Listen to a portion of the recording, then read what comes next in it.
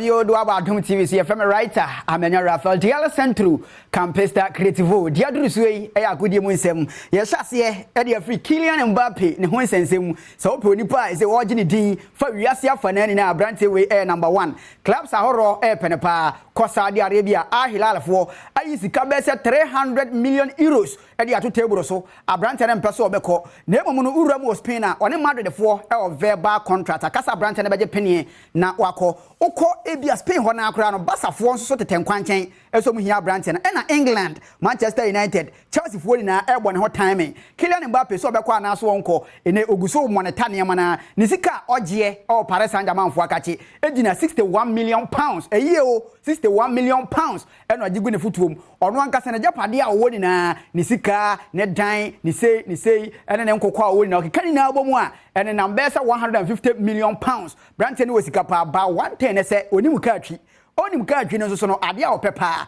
eye se auto dan na auto cars enti cars a eye fenko anso no auto on to matrama ko cars a be kugya na si baabi cars correct pa bi no gina ho yi ena fen so odan e opare ho dan ne de masa eye plus house pa Kylian Mbappe se ono onimu ka atwi a o yeda daba obi anya din cars no obeto mo edan no obeto mo sika bia ono akachi enegu aduro bia so beka dem Kylian Mbappe abrante de 24 years pe basis kedie ni din agi wiase afanani na yehwe baabi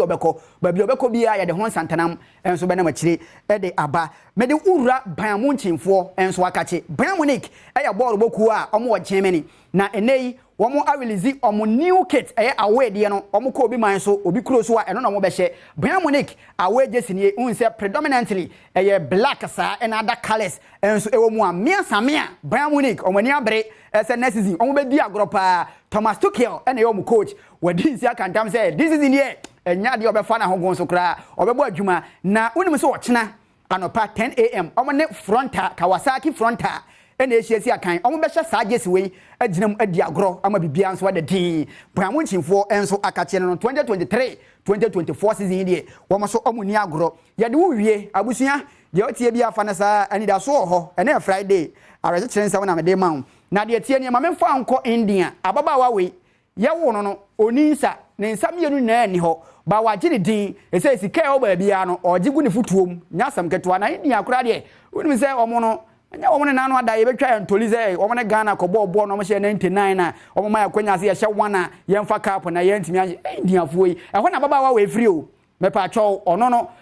game wa ye fa na Ashri eno no odi mu akotene pa Ashri no ete se ajan onso otu ajan na ade asi animu no wato na ade akọ mfimfini na je se wadi nkunim ni nsam yenu na ani ho obedan to ajan ajan so ye nsam yenu na eto eti ono de ode na no na afin so ne nan na to ajan no eti na meka to se de otie bia fa ne sa wiase ani da so ho papa wunya nwuye nko ade o wade na ene waya baba abakosem waye oba oye para athlete obi a wadi dem a te se ba na championship e para ni mu a wono so akoye wonders waje silver mena na bese ye sereba na wono so watimi age waye wonders poko final but wantimi anye ti ababa wa wono so gina na so a wo hwe ama bibia so ato din wadi 16 years old pe ababa wa we aye wonders pa aje se bibia da din ya fa na Shita Devi ene nsam ene twagu eti abusua yanyina so yemfa nse onkran na yemfansi ya fa me writer Amenya Raphael DL Centro Campesta Creativo wiase ni na presenter ni anochi waba eto aso ama